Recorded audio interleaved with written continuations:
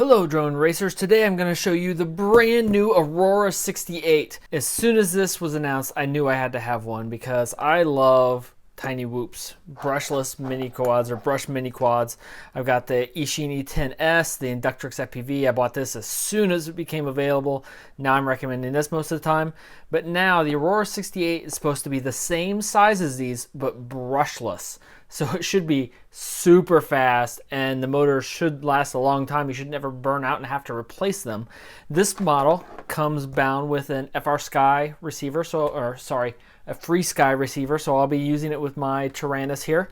So we're gonna unbox it. We're gonna take a look at it. We'll put it on Betaflight to make sure it's not totally screwed up, get it bound, and we'll do a couple test flights. In this video, we're gonna do just a hover test to see how long it lasts just with a straight standard hover, and then we're going to do just one flight test. After that, I'll be playing with it. I'll do some tweaking and testing with it to see what I need to do to make it fly even better. But for now, we're just going to do a simple first test flight. So cracking it open, we'll take a look here. I will admit I did open the box to read the manual, and I will say this manual is not terrible. It's not great. The English in it isn't amazing. But as far as manuals go, it actually has pretty good instructions on how to use the camera, how the ESC works, which hopefully you don't have to get into. But then it has 3 sections: one for the FrSky, one for the FLSky or the FlySky, and then one for the DSM2 receivers. So it has the connections you need for each one of them. In each one of them, it shows you the default connections here, so you can see what the default channels are. So theoretically, you don't even have to go into clean flight. I don't trust it enough, and then I see it set air mode on it, which I don't want the settings that it has by default, but at least they tried. So if you don't want to go through loading Betaflight on this from scratch, you don't have to. And it does walk you through the process of setting all of that up. It also goes through just a little bit the OSD configuration, which I haven't looked at yet. This is OSD built into Betaflight, so it should be really easy to use. This is going to be my first time playing with this, so I'm kind of excited about that. And then it does come with an LED strip, and it's all programmable. It's programmable, but it looks like they've gone through quite a bit of setup for disarmed arms, so you know what's going on. Brakes, throttle, left roll, right roll, which I think is kind of funny. They have blinking turn signals for left and right roll. So it's kind of cute, but this manual is not terrible. So past that though, here we've got first a side bin. I also took out the battery. It's charging because I don't want to wait. So it comes with a 2-cell 400 mAh battery, so that's charging. It shouldn't take too long. So we've got 2 cables here, and they look to be, yeah, they're the same. So there's not a USB port directly on the flight controller here. It's going to have an adapter cable, but it's kind of nice they give you 2. One which uses a standard USB connection, so you can just take this cable, plug it right into your computer, and be ready to go. Or if you want, you can just carry a small cable, and this will connect to a micro USB connection. So you're good to go there, which is more standard what we're used to on flight controllers. But I guess you can use either one. That's kind of nice. Extra props, which are always good. I've heard a couple people complain about the props on this, so we'll just have to see. And then some extra foam tape for something, no idea. A tool set, we have a Allen wrench and a Phillips screwdriver in here. So you can see just probably for changing props. Looks like the Allen wrench is used for the blades, and then a Phillips that never hurts. So then getting into it, we have Velcro. Didn't mention what I'm gonna need Velcro for in there. It's supposed to be all assembled, ready to go. Then what are these? Oh, bunch of rubber bands. These are probably for holding on the battery. It gives you quite a few of them. But we'll go ahead and take this out of here. So I wish they didn't feel the need to put the circularly polarized antennas on all of these. I get it, but you know what? My Inductrix FPV does just fine without it. I think this would too. I do appreciate that they have the carbon fiber ring going around it to help protect it. That should help it last a whole lot longer. Oh, and the carbon fiber piece is replaceable. So I can probably go on Banggood and order a replacement piece for that. If I break that, hopefully I break this, but it saves the antenna. So I can just replace this as needed. Yeah, here we go. The rubber band will connect on the little edges here and go under the battery and then connect on the other side. So that'll hold the battery in when it's done charging. We will check that out. Tiny brushless motors. These are, there we go, get some better light in place. So these actually say they're Eachine motors.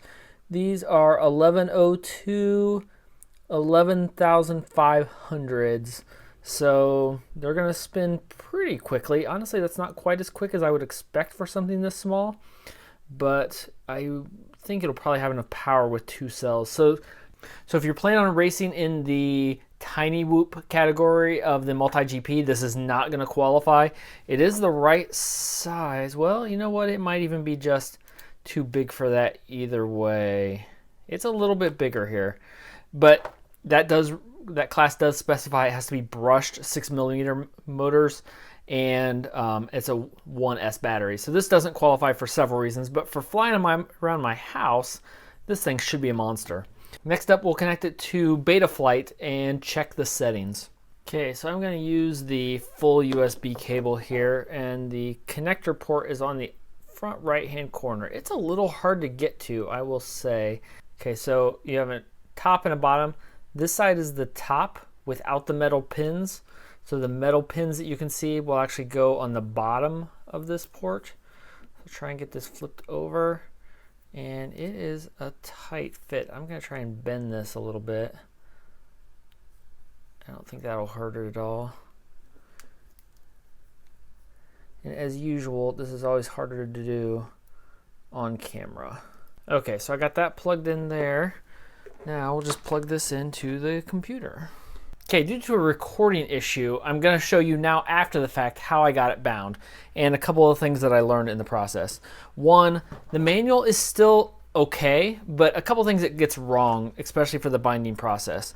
You'll see when I connect it here to USB, there is a green light in here that I believe on camera will still look green, and the book very clearly says that should be a blue light. But when it talks about the binding process and having that on solid and turning off and flashing, that green light is the light that it's talking about. You can see kind of there right in the middle. And that's what you have to do after you push down the button, which is a little hard to get to. I was able to use a tool and get the battery connected and get it bound to the radio. So I'm going to show you my settings that I went with here so you can see how I've got a new model that I set up called the Aurora 68. This, like many models, and it was very clear in the manual here, does need to be on D8. So you want to make sure you're on D8 here. And then for the most part, I kept things very simple. I have the standard first 4 channels. So here now with the settings, I'll actually show you in clean flight. I have the receiver all set up, and I have the mode set. So what I've done is set channel 5 to SA. I like to set this, and this actually arms the quad. So it stays out of the way, but I can make sure, and it will yell at me if I have it armed when I plug it in, because I don't like to have it armed accidentally. So I make sure I have that set to arm. And then channel 6 I have set to SE, which is up here. This controls my modes. So by default, I'm on angle mode. I will usually take off in angle mode. Horizon I have set just because, you know, occasionally if I have let my son fly it, he's still getting used to it, I'll have him fly in angle or horizon mode. And then rate mode I have pulled forward all the way. So I have the same setting on all of my quadcopters. So this is not the default. I actually changed it to this, so it's the same on every one of my quads. The one other thing, this actually does have a buzzer on it, which is kind of nice. You can hear it chirping quite a bit. I have the beeper set on the SC switch over here. So I just have that. If I fly it outside, it might, and do crash it, it might be hard to find. So a beeper will be really handy on this to have that set. So I set those channels and switches for each of them and just bound it right through. And then that just set up very easily as aux 1, 2, and 3 in the settings. So I did change those around just a little bit to make sure they were on the switches that I wanted. I got rid of air mode. I'll be honest, I still don't know what air mode does completely. Maybe we'll do a video when I understand that, but I know there are a couple out there. But so now I am set with this. These are the only settings I've done in Betaflight. I haven't leveled it or anything. I haven't changed anything on the OSD. The OSD menu is here and ready to go. I don't have no idea what it's going to look like. We're just going to leave it as the default for the moment, and then we'll probably play with that in a future video. But for now, I want to go fly it. The first thing I'm going to do is a hover test. So we're going to put the battery in it. We're just going to go hover it and see how long it can last in comparison to my other quadcopters just as a pure hover.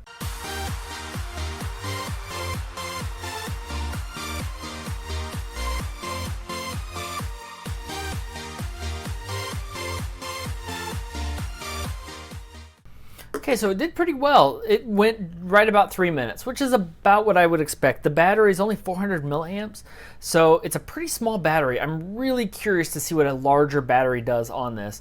But one of the things I noticed in the hover was it seems to be trimmed right out of the box, so I was exactly at center throttle on this to hover. So I kind of think with this, they might have even had it in mind with things like the new X7 FreeSky. You wouldn't have to change the throttle switch on that to mode 2. You could just leave it default with the spring in the middle, and it would just sit and hover, and it sat there and hovered that way pretty much all the way until the battery was dead. I was pretty impressed. It seemed like they might have put a very big deliberate effort into having it hover right there. But we went right at 3 minutes. I was kind of bouncing around like normal. It's ready to go. Okay, so a couple last things to show. The battery I've been talking about, there it is. It's only a 30C, and I mentioned it is warm. It's definitely one I want to look at something bigger going forward, both higher C rating and larger size. But it is really small for 400C or 400 milliamps. The Aurora 90 is 450, but it's 10 grams heavier on the battery. So I've also got a recording now going of the OSD, and the OSD is very, very configurable. So we've got RSSI value we can put on here, and I can see this all right here. I've got it too close to the receiver now. It's all visible inside the goggles, which is nice. This is my first ever OSD, and ironically it's in one of my smallest quadcopters. But now everything's put together. Let's fly it for real. So you can see the OSD, and the whole thing is just kind of crooked right now because it sits with the battery on the ground. So now we armed. Oh, nice, I like that. Wait, cool. Okay, that's really cool. Sorry, I'm just not used to OSDs. So we're gonna start in auto level mode. Whoa, you're fast. Whoa, this thing is fast. Holy cow. Whoa, slow down, slow down, slow down. Okay, so where are we? There we go. This thing is a screamer. So our balance is off. I'm not pushing forward throttle, and we're going forward pretty fast. We're under the table. Okay, so we're gonna... Our auto level mode is pretty... I definitely need to calibrate it. But let's switch. Come on. Let's hover and get turned around. Yeah, that's bad. Right out of the box. Okay, so now... There we go. Now we're in acro mode. Oh my gosh, this is fast. Holy cow, might be too fast for my house. Oh, whoa, whoa, whoa. Come on. Oh, gosh. Oh, my gosh, so much stress.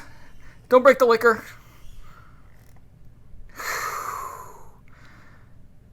That is stressful. Very stressful. This weekend, it's going to be nicer outside.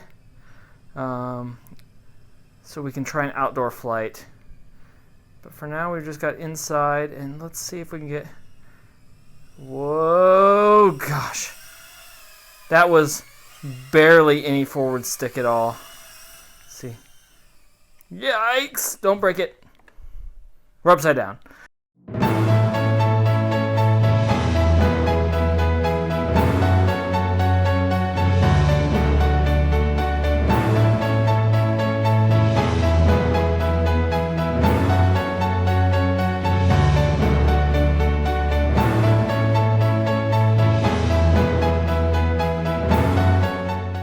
So final thoughts on the Aurora 68. This thing is a screamer. It is way, way too fast for my basement. If you were flying inside in a warehouse, it would probably be amazing. Zipping through the aisles, you'd have plenty of space to be able to go through, cruise down at fast speed. The OSD is nice. The speed of it is just amazing. It's hard to fly it slow enough, for me at least, inside the house. With some more practice, I may get it, and I'll probably put some more effort into it, but it is super duper fast. I can't wait to get it outside because I think it'll be a great little backyard flyer. As long as there's no wind, I think it'll be able to handle wind just fine, honestly. It's so fast that I won't have any problem at all with a bigger battery. So we're going to try a bigger battery on it as well. You get pretty good flight times out of the little battery that it comes with. I mean, this thing isn't too bad at all for 400 milliamps. It does get warm every time, so I think a higher C rating will be good. It's 40, 45, 60 C rating will help a lot. And then I think it will almost be easier to fly with a heavier battery. So I'm going to try like a 650, 700. I'll look at a couple of options and see, and I'll post links down below for the ones that I'm going to try. I'll probably try a couple of them. But I think a heavy battery might make it flyable inside. It's not going to be, for me, a replacement for basement flight. It's just simply too fast. This weekend, it's going to be nicer, and we're going to be able to try it outside. So I can't wait to see what it's like outside. And it's just going to scream. So if this is something that you're looking for, a micro that you can fly around but make it brushless, I can't recommend it high enough. I'm very, very impressed with what you get. All the features that you get out of it. It flies practically as well as my 250 quad, but it was much cheaper, around $140, something like that. And it's a screamer. We'll update it as we go. When we get more higher batteries, we'll definitely test it again. And once we get some outdoor flights, we'll take a look and give it an updated review. But until then, make sure you like the video and subscribe to the channel so you can see the updates with the newer batteries and all the additional tests. We've got a lot of stuff coming. Some more quads coming. The Tiny 6, Tiny 7, I think will be more appropriate as a replacement for this, partially because they're cheap, but they won't be quite as fast as this, which I think might be a good thing for me. Comment down below if you have any questions about this. I still have a lot of testing to do, testing with the OSD, the lights, anything you specifically want to see about it, I would be glad to go through. But until the next time, let's go racing.